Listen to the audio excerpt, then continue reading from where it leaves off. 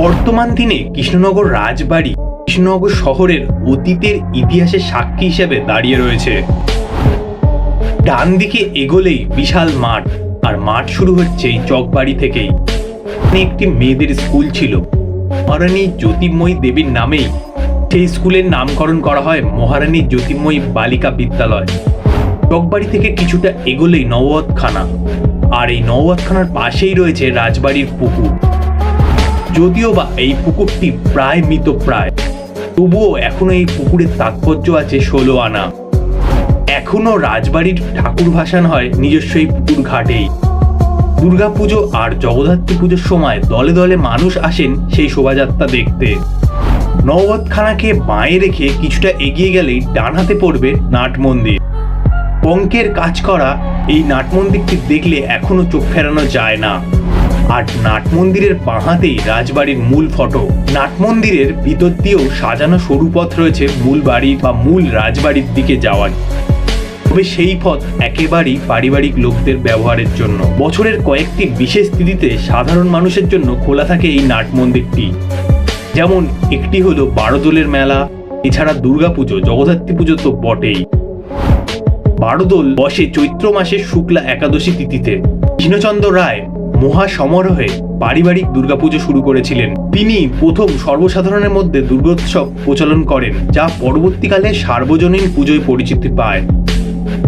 রাজবাড়ির দুর্গার প্রচলিত নাম হলো রাজরাজেশ্বরী। এখানে তিনি যুদ্ধের বেশেই সজ্জিত থাকেন। প্রচলিত ডাকের সাজের চেয়ে একটু আলাদা, এখানে মায়ের সাজ হয় বেদিনী ডাক। মুর্শিদাবাদের নবাব কর না দেওয়ার অভিযোগে বন্দী করে রেখেছিলেন মহারাজ কৃষ্ণচন্দ্রকে। নবমীর দিন শেষ বেলায়ও কৃষ্ণচন্দ্রকে মুক্তি দিলেন নবাব। বিসর্জনের আগে একবার অন্তত দেবীর মুখ দর্শন করতে চান তিনি। রাজবাড়ি পৌঁছবার পূর্বেই দশমীর বিকেল হয়ে যাওয়ায় ওই বছর আর রাজরাজেশ্বরীর মুখ দেখা হলো না তার। জল স্পর্শ না করেই দুঃখ কষ্টে ঘুমিয়ে পড়েন তিনি। এক সময় স্বপ্নের মধ্যেই এক রক্তম্বুজা চতুর্ভুজা সিংহবাহিনী দেবী মূর্তির দর্শন পেলেন তিনি। কার্তিক মাসের শুক্লা নবমী, সপ্তমী, অষ্টমী, নবমী এই 3 দিনই আর পুজো করার আদেশ পেলেন কৃষ্ণচন্দ্র। এই আদেশ পাওয়া মাত্রই ছুটতে গেলেন প্রসিদ্ধ তান্ত্রিক কালীশঙ্কর মৈত্রের কাছে। তিনি বলেন এই দেবী চণ্ডীরই আর এক রূপ। অনুগতরা তাকে পরামর্শ দিলেন কিছুদিনের জন্য রাজবাড়ি থেকে দূরে থাকতে।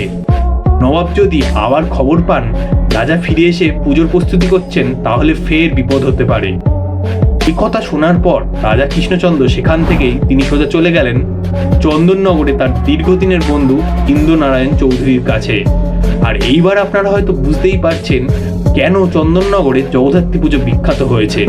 যাই হোক, সেটা একটা অন্য প্রসঙ্গ। গোপাল ভাঁড় এবং কৃষ্ণচন্দ্রের পুত্র শিবচন্দ্র পুজোর আয়োজন করতে শুরু করলেন। নবমীর দিন গোপনে রাজবাড়ি ফিরে এসে অঞ্জলি দিলেন রাজা কৃষ্ণচন্দ্র। দেবী মূর্তির সিংহের উপর দুদিকে পা দিয়ে বসে রয়েছেন, 4 হাতে শঙ্খ, চক্র, তীর ও ধনুক। সিংহের মুখ ঘোড়ার মতো। বলা হয় হিরণ্যকশিপুকে শ্রীকৃষ্ণ বধ করেছিলেন এই রূপেই। এটি নরসিংহ মূর্তি। কৃষ্ণচন্দ্র বিশ্বাস করতেন তাদের দুর্গা মা আবারও অন্য রূপে ফিরে এসছেন। তাই দুর্গা মূর্তির মতন জগদ্ধাত্রী মূর্তিকেও কৃষ্ণনগরের রাজবাড়িতে বলা হয় রাজরাজেশ্বরী। যদিও ঠিক কোন সময় কৃষ্ণনগরের জগদ্ধাত্রী পুজো শুরু হয়েছিল তা নিয়ে বেশ বিতর্ক রয়েছে। মহারাজ কৃষ্ণচন্দ্র দুইবার মুর্শিদাবাদের নবাবের হাতে বন্দী হন। প্রথমবার 1754 বা মতান্তরে 1756 সালে, দ্বিতীয়বার 1763 বা 64 সাল নাগাদ। গবেষকদের মতে প্রথমবার তিনি আলীবর্দী খাঁর হাতে বন্দী হয়েছিলেন। যদিও মহারাজ কৃষ্ণচন্দ্র রায়ের উত্তর পুরুষ মনীশচন্দ্র রায়ের মতে রাজকর বকেয়া রাখার অজুহাতে সিরাজ তাকে বন্দী করেছিলেন।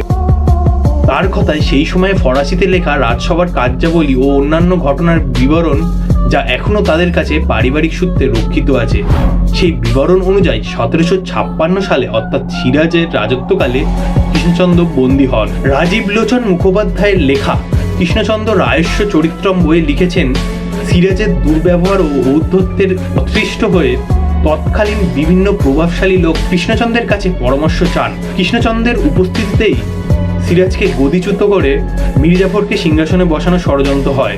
কাজেই কৃষ্ণচন্দ্র ও সিরাজের মধ্যে একটা দ্বৈরত্বের সম্ভাবনা থাকা একেবারেই বাতিল করে দেওয়া যায় না। তো একটি মত অনুযায়ী 1763 বা 64 সালে মীর কাসেমের আমলে কৃষ্ণচন্দ্র বন্দী হয়েছিলেন। ইংরেজদের সঙ্গে মহারাজ কৃষ্ণচন্দ্রের যোগাযোগ আছে এই সন্দেহেই মীর কাসেম কৃষ্ণচন্দ্রকে মুঙ্গেরের দুর্গে বন্দী করে রাখেন। কিছু কিছু গবেষকের মতে সেখান থেকে ফেরার সময়ই রুকুনপুর ঘাটের কাছে নৌকার মধ্যে ঘুমন্ত অবস্থায় দেবী তাকে স্বপ্ন দেখান। এখানে জগদ্ধাত্রী পুজো সাধারণত সপ্তমী, অষ্টমী এবং নবমীর দিন হয়ে থাকে। পুজোর সময় ঠাকুরঘর থেকে নারায়ণ শিলা নামিয়ে আনা হয় ঠাকুর দালানে। কৃষ্ণচন্দ্রের নিজস্ব উপাসনার জন্য একটি জগদ্ধাত্রী মূর্তিও ছিল, সেটি রাখা হতো গোবিন্দ বাড়িতে। দেশভাগের সময় যখন হঠাৎ কৃষ্ণনগর পূর্ব পাকিস্তানে চলে যায়, তখন এই বিগ্রহটি চলে যায় সেখানে। মূর্তিটি প্রায় ভেঙে নষ্ট করে দেওয়া হয় দুষ্কৃতীদের দ্বারা। রানী জ্যোতির্ময়ী দেবী এবং রাজা শৌরিশচন্দ্রের উদ্যোগে ফের যখন কৃষ্ণনগর সংযুক্তি ঘটে এই দেশের সঙ্গে, তখন ভাঙা মূর্তিটিও ফেরত পায় রাজবাড়ি। সপ্তমীর পুজোর সময় দেবীকে পায়েস, মিষ্টি, দুধ, ছানা, ফল, বাদাম, কিশমিশ, কাজু প্রভৃতি দেওয়া হয়। অষ্টমীর দিন দেওয়া হয় খিচুড়ি, তরকারি, মিষ্টি ও চাটনি। নবমীর পুজোতে দেওয়া হয় পোলাও ও নানা রকম তরকারি। এছাড়াও ভোগ হিসাবে দেবীকে 3 থেকে 5 রকমের মাছ দেওয়া হয়ে থাকে। বিসর্জনের সময় রাজবাড়ির চকের সামনে থেকেই ঠাকুর ঘুরিয়ে রানীদের দেখিয়ে নিয়ে যাওয়ার প্রথাও বহুদিনের। এখনো সব ঠাকুর এখান থেকে ঘুরিয়ে নিয়ে তবেই বিসর্জন হয়। রাজবাড়ির সদস্যরা চকের উপর থেকে ঠাকুর দেখেন। মধ্যযুগের বিখ্যাত কবি ভারতচন্দ্র ছিলেন কৃষ্ণচন্দ্রের সভাকবি। রাজা বিক্রমাদিত্যের মতো তার রাজসভায় অলঙ্কৃত করতেন নবরত্ন। নবরত্ন সবার মধ্যে অন্যতম ছিলেন হাস্যরসিক গোপাল ভাঁড়। দরবারে প্রখ্যাত বিদূষক গোপাল ছিল কৃষ্ণচন্দ্রের পরামর্শদাতা। অনেকে হয়তো জানেন না গোপাল ভাঁড় একজন কবি ছিলেন। সবাই তাকে হাস্যরসিক বা বিদূষক হিসেবেই চিনে থাকেন। তাই আমরা চেষ্টা করব পরবর্তী ভিডিওতে গোপাল ভাঁড় সম্পর্কে আরো ডিটেলস আপনাদের সামনে নিয়ে আসার। কৃষ্ণচন্দ্রের আদেশেই 18 শতকের মধ্যভাগে ভারতচন্দ্র তার শ্রেষ্ঠ কাব্য অন্নদামঙ্গল কাব্য রচনা করেছিলেন। কথিত আছে দেবী অন্নপূর্ণার স্বপ্নাদেশ অনুযায়ী তিনি ভারতচন্দ্রকে দিয়ে দেবীর মাহাত্ম্যসূচি এবং কাব্য রচনা করান। কাব্যটি 3টি খণ্ডে বিভক্ত। কৃষ্ণচন্দ্র বহু জনহিতকর কাজও করেছেন। 1762 সালে নদিয়া জেলার শিবনিবাসে তিনি একটি বৃহৎ শিব মন্দির নির্মাণ করেন এবং বাংলায় তিনি প্রথম জগদ্ধাত্রী পুজোর প্রচলন করেন। তার উৎসাহ এবং উদ্যোগেই নটোরের কয়েকজন বিখ্যাত মৃৎশিল্পী কৃষ্ণনগরে গিয়ে মৃৎশিল্পের প্রভূত উন্নতি ও প্রসার ঘটান, যা আজকে ঘূর্ণি নামে পরিচিত। 300 বছর আগে দেবী অন্নপূর্ণাই ছিলেন রাজবাড়ির মূল আরাধ্য। সেই পুজোকে আবার নতুন করে চালু করলেন বর্তমান রাজারানী। বিকেল হলেই এখনো মাঠের তাসের আড্ডা জমান একদল বৃদ্ধ। শহরের মূল রাস্তা, যেটা কৃষ্ণনগর থেকে বগুলার দিকে চলে যায়, সেই রাস্তার উপরেই রয়েছে রাজবাড়ির চক।